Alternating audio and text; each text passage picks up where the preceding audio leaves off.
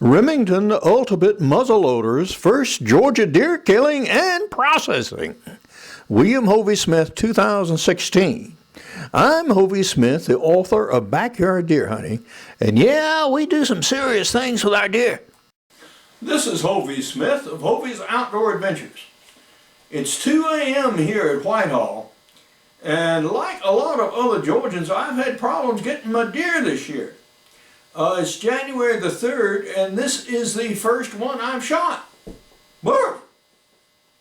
Usually I've taken a couple, at least by this time.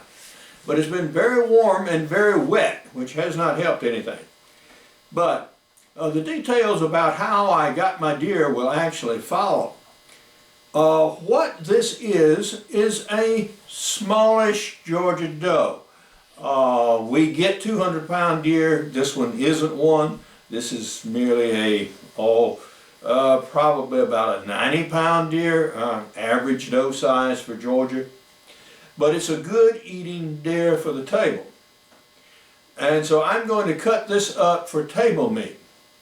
And rather than show you through video all of the details of all of the process, which I have done, by the way, in previous videos, I'm going to use some still pictures to take you through it. But basically, we're going to work this up right quick and get it packaged and put in the freezer. So hopefully, later this morning, I can actually get out and do some more hunting and perhaps get another one. So we're going to try to get this thing in the freezer as quickly as we possibly can. Well, this is certainly not the biggest deer I've ever taken, nor the smallest. But this is the one that's taken me the longest to get during the season. We now just have 10 days of Georgia's very long deer season yet, and this is my first deer killed. Yeah. This is a smallish doe, and we actually took it at dusk yesterday and could not immediately found it. Recovered it this morning with the hound doggies, as you see, and they will tell you they had much to do with that. And we took it with the Remington Ultimate Muzzleloader here at about 80 yards or so from a tree stand, which is over my shoulder here. No, mama dog. Now this uses a primer in a cartridge case for a priming compound, and this gun can take a charge of 200 grains of powder, but I've only used 100 grains of powder and a 240 grain bullet. Basically a little hotter than a 44 Magnum load, which is just fine for smallish deer at this range. The bullet passed through both shoulders, through both lungs, and very likely through the heart, judging from the exterior positioning of the shot. So the deer ran about 40 yards into this brushy stuff behind me over in this direction, and I couldn't see it last night, but dogs instantly found it this morning. So we're going to take this critter home and put it in the freezer where it needs to be. But as you can see, we have our carcass skinned, and what we have found out was that cheap shot bullet from Thompson Center, which is a 240 grain pure lead saboted bullet intended as a practice bullet for more expensive ones, works very well on these smallish white-tailed deer. This is the exit here apparently, and it exited here and also caught a bit of the leg, and the entrance is on this side right here, also of course into the body cavity, and the bullet actually centered the heart and very nearly tore it in two. So it's amazing that the deer ran the 40 yards it did, but that's typical of a fatally struck, even though heart shot deer. They don't down on the spot. Spine shot deer will, but not heart shot deer. They will always run. And so we have the carcass home, skinned, gutted as you see, and we're going to let it dry out for a little bit and then start cutting it up and take it in the house and actually package it out for meat. But nice, good eating deer. And this is exactly the deer that you want to eat. Yeah. These does, this one is more or less a year old. Ideal. Just like you don't want to shoot and eat the herd bull if you want good meat to put on your table. Same thing with deer. If you want good table meat, yeah, you shoot the younger animals. Okay?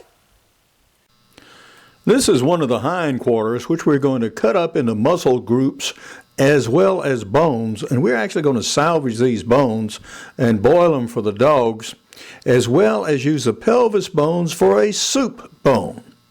And here we are with more nearly separated, ready for freezing. You can see the nice muscle masses that have been cut out. This is the backbone, which I also save, and this is boiled up for the dogs after the meat has been removed. These are the deer ribs on these young deer, which I also take. Now, the forelegs had bullet holes in them, and I was able to salvage stew meat, including that containing the tendons, which is very tasty. And here are the back straps as well as the tenderloin that have been prepared. Well, I'm joining you again as we're putting together the very last. These are the back straps and tenderloins. And here are the little tenderloins here from the inside of the carcass. And of course these are the back straps. And these are going to go in the plastic bags and be paper wrapped and fluff, and labeled and put in the freezer, and we'll be done. Now over here beside me, we have a pot full of boiled bones for the dogs. Yep. So these will likewise be put in plastic bags, in this case Walmart bags, and issued out to them as doggy treats from time to time. And on the stove over here, we have a huge pot of broth. Yep. From these very bones and pieces of meat. So this is going to be salvaged for stock. So we have very nearly salvaged all of the edible parts of the deer. Not quite all, but most of them. So this is how I usually utilize my deer. So this is the story of the ultimate muzzleloader's deer and what happens to it, except for the eating part, which we'll get around to over the next couple of years. But now, this is Hovey Smith, reminding you to hunt what you eat and eat what you hunt. Be legal, be ethical, be safe, goodbye, God bless, and see you next time.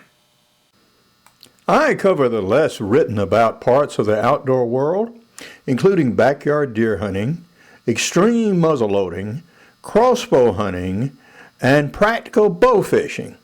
Now, I also have a new ebook series on muzzleloading guns, including shooting and maintaining your muzzleloader, as well as muzzleloaders for hunters.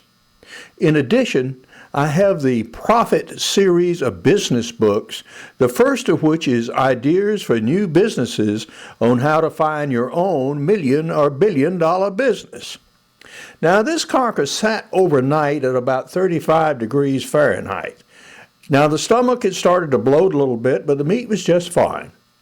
Now, it takes me about half an hour to skin and gut a deer and 5 hours to process it. Good hunting and good eating from the outdoors. Goodbye, and God bless.